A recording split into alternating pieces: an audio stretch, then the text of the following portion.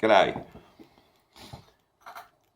So today I wanted to talk about another deception amongst the majority of people out there. And this one's quite a subtle one.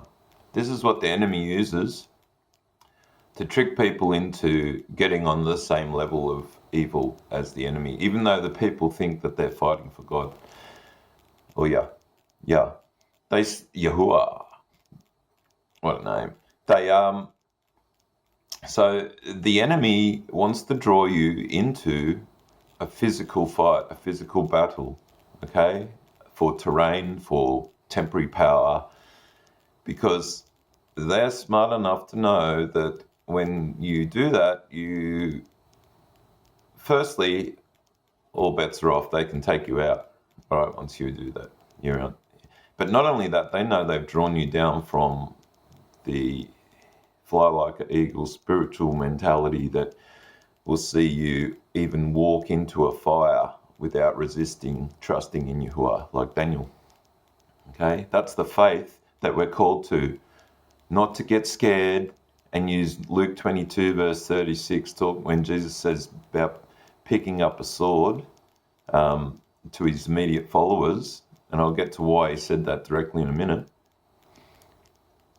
Every other example was mercy from Messiah, was his own self-sacrifice. He could have called down angels to fight and take the kingdom then. He knew what was coming AD 70. He knew the bloodshed. He knew all the tribulation coming to us now, right? He showed us the way. He's not our substitute. He's our example. He was our man who was tempted in all points as we are. And that's important that you come to realize that he was a man. He's my brother as much as he's your brother, in an understandable way that God is our Father. Yah is our Father. He's not our father and brother, okay? There was no pre-existence of Mashiach, just like there's no pre-existence of us other than in the mind of Yahuwah. That's why Mashiach can say, I was before Abraham. The whole creation was bound around Mashiach. Mashiach was prophesied from Genesis 3 perhaps, where the crushing of the heel would happen. I have to think a bit more. It probably even was before that. But the whole plan was that Yahuwah knew man would take an option of choosing to use his free will given to him, yet he was unaware of sin, unaware of evil, unaware of hate, all of those things. Yahuwah knew that man would go that way. He didn't fall. Yahuwah wants a willing servant who will fight against sin, hate, overcome, and serve him, not as an automaton, okay? And you can't have that other than having a choice, a free will. Getting back to what Yahushua was saying. So Yahushua is always about, I'm not of this world, neither should you be. We don't fight in this world. Our time will come later, okay? We've got to trust before then, have patience, even if it means being a lamb to the slaughter. Now, that's not a prestigious place to be in this world right now. And you're going to have Christians saying that's ridiculous because you're supposed to fight against evil and, these are spiritual forces we have to fight against. I mean, you've got people like Jimurphy Masters who runs Plan Illusion, real great guy, but lost on the same level as people like Joel and Pat, who he has on from Making the Future, talking about we need to go out and fight, make a sacrifice, lay down our lives. No. You get a chance to do that anyway, mate, and make the right stand, one where you walk as if, like Daniel, you can walk into a fire and nothing phases you because you're not scared of losing your life in this life. You're not scared of this life being all. Now, Mashiach said to take up a sword to his immediate followers. Why? I'll read to you Isaiah 53, just one verse real quick.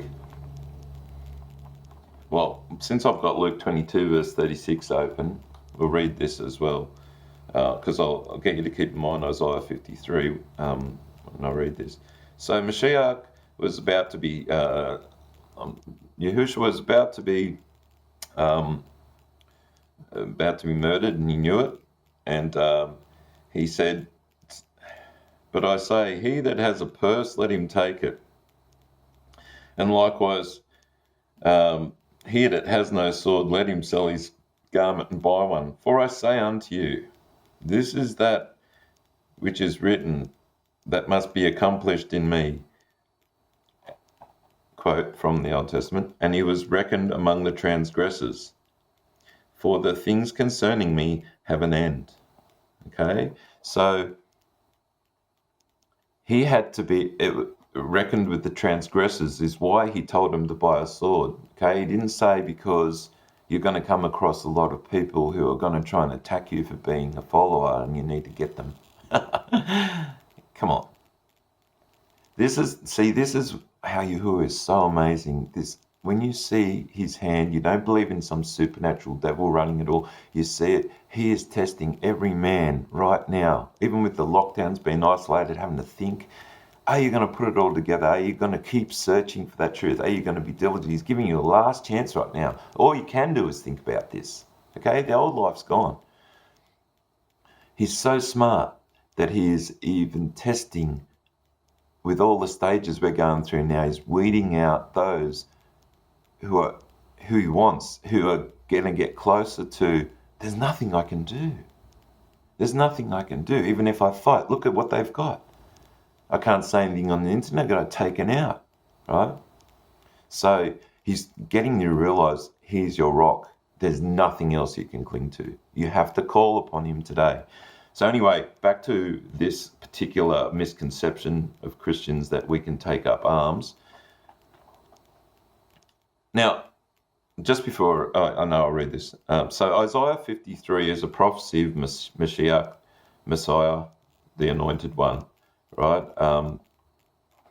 And it says that he'll be like a lamb to the slaughter, and you know, the Jews, I was going to say Yehudim, the people of Yahuwah, the Jews who are in error don't read this, because it points out, written way before Mashiach, exactly what he was going to be like. So anyway, I'm just going to cut to the chase, last verse.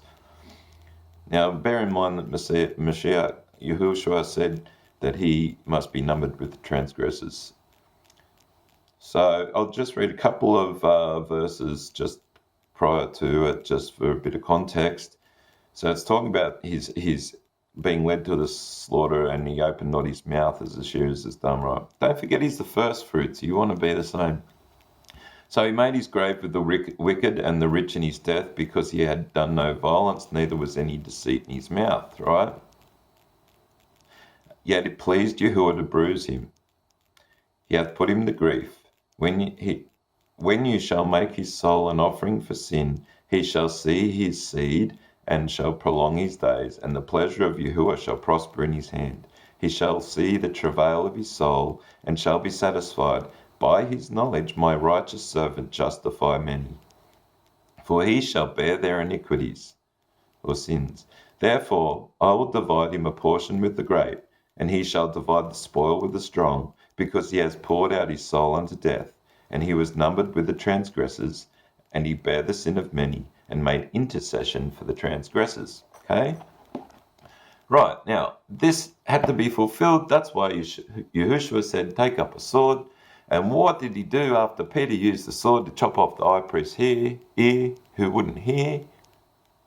He restored it, okay? So there was no sin done, really, but he was still taken away because of this, and treated in a way because of this as a sinner. Right? Smiting the high priest. Yet Yahushua showed really what it was about, restoring the ear. Now, does he want you to attack everyone who hasn't come to a knowledge? How can you show them, other than showing them love, how to get to a higher level? Okay, this is why he was on the cross. To say, this temporary existence is nothing, eternity is forever. Real sacrifice is to give acknowledgement to that you're in the situation you're in because Yahuwah put you there. If he wants you to die, you'll die. If not, you'll be taken out of it. But it's not up to you to seek it through physical force of your own. This is a loss of faith. Take heed.